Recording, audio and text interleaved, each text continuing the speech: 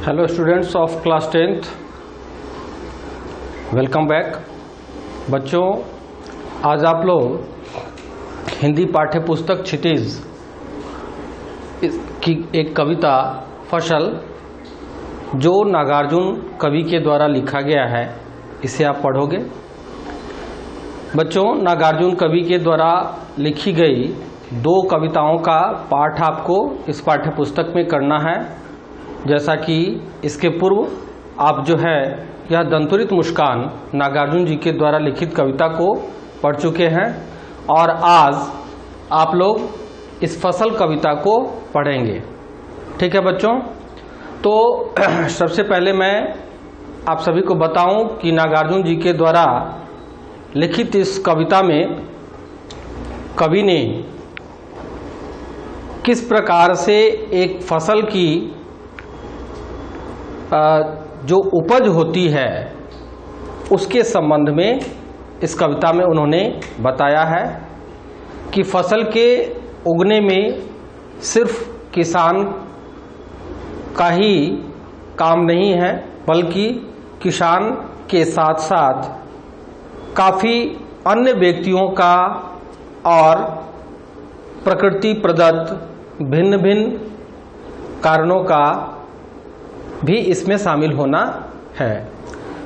कई ऐसे अवयव हैं जिसकी वजह से फसल तैयार होती है। बच्चों, हम आप ये वे सभी कहने का मतलब नित्य प्रति हम लोग भोजन तो करते हैं, परंतु जब हम भोजन की थाली को अपने समक्ष पाते हैं तो क्या कभी आपने या मैंने या किसी अन्य ने कल्पना किया है कि यह जो भोजन है जो आपकी थाली में सज करके आता है, आखिर वह कैसे आया, किस प्रकार से तैयार हुआ? इन्हीं सब विभिन्न बातों को आपको नागार्जुन जी के द्वारा लिखित इस कविता में पढ़ना है। तो बच्चों, अब हम शुरू करते हैं इस कविता का पाठ। ये कवि के द्वारा लिखी कविता है और इसके जो अर्थ हैं आप इसे समझने की कोशिश करेंगे। सबसे शुरू में बच्चों आप देखेंगे कि जो पंक्ति है, यह प्रस्तुत पंक्ति हिंदी पाठ्य पुस्तक क्षितिज से कविता फसल नागार्जुन कवि के द्वारा लिखित, और कवि कह रहे हैं कि एक के नहीं, दो के नहीं, ढेर सारी नदियों के पानी का जादू। अर्थात इसका अर्थ है कि फसल के उगने में किसी एक नदी का नहीं, किसी दो नदी का नहीं, बल्कि कई सारी नदियों के पानी का जादू है। फसल जब उपजता है, आप जब उसका ग्रहण करते हो, आप जब भोजन करते हैं, तो जो फसल उग करके हमारी थाली में भोजन के रूप में हमारे सामने होता है, उसमें जो टेस्ट है, जो स्वाद है, वह क्या है? तो वह इन्हीं नदियों के, यानी ढेर सारी नदियों के पानी का जादू है। ओके बच्चों, अगली पंक्ति है एक के नहीं, दो के नहीं, अर्थात किसी एक और दो नदियों के नहीं, बल्कि कई सारी नदियों के पानी का जादू, और लाख लाख कोटि कोटि हाथों के स्पर्श की गरिमा। एक के नहीं, दो के नहीं, इसका क्या अर्थ है बच्चों? तो किसी एक व्यक्ति के हाथों से यह फसल तैयार नहीं होती है, बल्कि कैसे होती है? तो आप देखेंगे बच्चों कि किसान जब फसल की बुआई करते हैं तो बीज को तैयार करने वाला कोई अन्य व्यक्ति, ठीक है, फिर किसान दुकानदार से जाकर के दुकान से लेते हैं, बीज को खरीदते हैं। वहाँ भी कई प्रकार से बीजों को अच्छे से तैयार किया हुआ पैकेट बना रहता है। फिर बीज, इसके पूर्व बीज को तैयार करने वाले, फिर किसान के द्वारा बीज खरीदने के बाद उसको कई प्रकार से सीड को यानी बीज को उपचरित किया जाता है ताकि बीज जो हमारा खेतों में लगे वह सड़े या गले नहीं, बल्कि सभी बीज अच्छे से अंकुरित हो और पौधा बन पाए। तो फिर वहाँ स्पर्श, और उसके बाद खेत में लगने के बाद जब फसल तैयार होना शुरू होता है, निकौनी है, गुड़ाई है, विभिन्न खादों का प्रयोग आदि कई लोगों के द्वारा, कई मजदूरों के द्वारा किया जाता है। उसके बाद फसल तैयार होने के बाद उसकी कटाई, फिर उसको अच्छे से रखना, फिर उसकी पैकिंग है, फिर उसके बाद धुलाई, और तब जाकर हमारे थाल तक पहुंचता, यानी हमारी थाली में वह फसल अनाज के रूप में, अन्न के रूप में हम सभी के सम्मुख आ पाता है। तो कहने का यह अर्थ है बच्चों कि लाख लाख कोटि कोटि, मतलब कई हाथों के स्पर्श होने के बाद ही, एक के नहीं, दो के नहीं, कई हाथों के स्पर्श के बाद यानी छूने के बाद ही वह फसल हम तक पहुंचता है। हजार हजार खेतों की मिट्टी का गुणधर्म। यहां बच्चों आप देखेंगे कि खेतों की जो मिट्टी होती है जिसमें फसल की बुआई होती है, तो बच्चों आपने पढ़ा होगा जीव विज्ञान में अथवा सामाजिक अध्ययन में मिट्टियों के प्रकार के बारे में।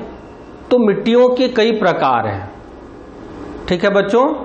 तो हजार हजार खेतों की मिट्टी का गुणधर्म, उस फसल को उगाने में एक नहीं, दो नहीं, हजारों हजार खेतों की मिट्टी का गुणधर्म, यानी जो मिट्टी की खासियत है। गुणधर्म का अर्थ है मिट्टी की खासियत। आप जानते हैं कि मिट्टी में उपजाऊपन की क्षमता होती है, कई प्रकार के पोषक तत्व होते हैं जो पौधे जड़ के द्वारा उस पोषक तत्व को ग्रहण करते हैं और तत्पश्चात वह फल के रूप में, चाहे वह साग सब्जी हो, दाल चावल हो या विभिन्न अन्य रूपों में हम तक पहुंच पाता है।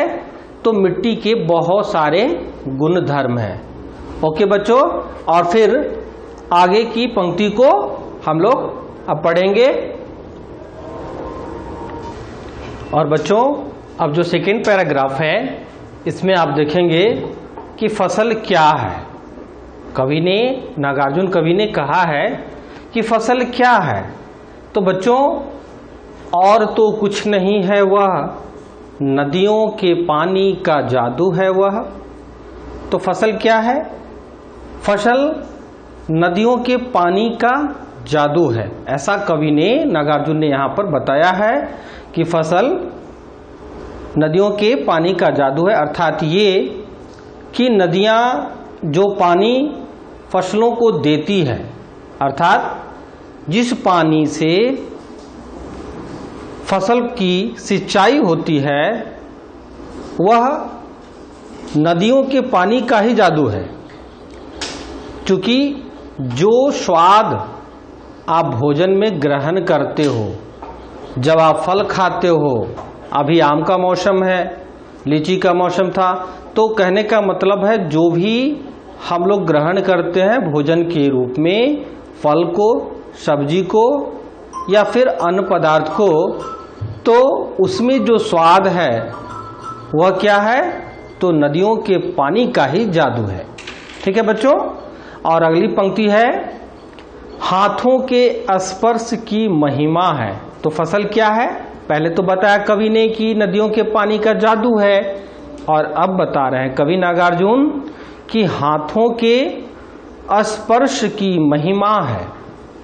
इसका अर्थ है बच्चों कि मनुष्य जब बीजों को, खेतों को स्पर्श करता है, उसको छूता है, स्पर्श का अर्थ होता है छूना, तो बीज को लगाता है धरती में यानी मिट्टी में, और उसके बाद फसल की निकाई, गुड़ाई और उसकी देखभाल करता है, तो इस सब में क्या होता है, मनुष्य के हाथों का स्पर्श होता है। ठीक है बच्चों। और उसके बाद भूरी काली संदीली मिट्टी का गुणधर्म है। तो फसल क्या है, भूरी काली संदीली मिट्टी का गुणधर्म है। कैसे, इसका क्या अर्थ है, तो आप देखेंगे कि मिट्टी का भी गुणधर्म है, क्योंकि जब तक मिट्टी नहीं मिलेगी, बीज को हम लोग मिट्टी में नहीं लगाएंगे, तब तक फसल नहीं उगेगी। तो मिट्टी का होना अनिवार्य होता है फसलों के उगने के लिए। और मिट्टी के भी कई प्रकार हैं, कभी भूरी मिट्टी, कहीं काली मिट्टी और कहीं संदली। बच्चों यहाँ पर आप देखेंगे कि संदली का क्या अर्थ है। तो संदली यहाँ रंग का नाम बताया गया है। यह कैसा रंग होता है, तो भूरे रंग से हल्के रंग, जो भूरे रंग होते हैं उस भूरे रंग के जैसा ही, लेकिन भूरे रंग से हल्के रंग को संदली कहा गया है। ठीक है। तो भूरी काली संदली मिट्टी का गुणधर्म, मिट्टी में जो गुणधर्म छिपे हैं, उसमें जो पोषक तत्व है, फसलों को उगाने की जो क्षमता है, उसे यहाँ पर गुणधर्म कहा गया है। फसल को कवि ने मिट्टी का गुणधर्म बताया है। ठीक है बच्चों। और अगली पंक्ति है कि रूपांतर है सूरज की किरणों का। रूपांतर का क्या अर्थ होता है, रूपांतर का अर्थ होता है रूप को बदलना। आप देखेंगे बच्चों कि परोक्ष रूप से सूरज की जो किरणें हैं, क्योंकि सूर्य की किरणों में बहुत सारी शक्तियां छिपी है, और परोक्ष रूप से उसी किरण में जो शक्ति है वह फसलों के रूप में हम तक पहुंचती है, फिर हम उसको ग्रहण करते हैं, हम उसे खाते हैं। ठीक है बच्चों। तो रूपांतर है सूरज की किरणों का, मतलब यह कि सूरज की किरणें जब पौधे पर पड़ती है, पौधा अपना भोजन बनाता है और अपने भोजन को जो जमा कर लेता है, कहने का मतलब वह अपने भोजन को अपनी आवश्यकता से ज्यादा होने पर क्या कर लेता है, एक जगह इकट्ठा करता है, जो फल या अनाज के रूप में तैयार हो जाते हैं, जिसे हम अपने भोजन के रूप में खाते हैं। ठीक है बच्चों। तो सूरज की किरणों का रूपांतर ही क्या है, फसल है। सबसे शुरू में ही कवि ने प्रश्नवाचक चिन्ह लगाए यहाँ पर, पूछा है कि फसल क्या है, तो फसल रूपांतर है सूरज की किरणों का। ओके बच्चों। अगली पंक्ति है कि सिमटा हुआ संकोच है हवा की थिरकन का। अर्थात सिमटा हुआ का मतलब है सिकुड़ जाना। तो जब तक फसल में हवा अगर नहीं मिले बीज को, क्योंकि बीज को उगने के लिए सूर्य की किरणें, मिट्टी, फिर हवा, इन सभी की आवश्यकता होती है।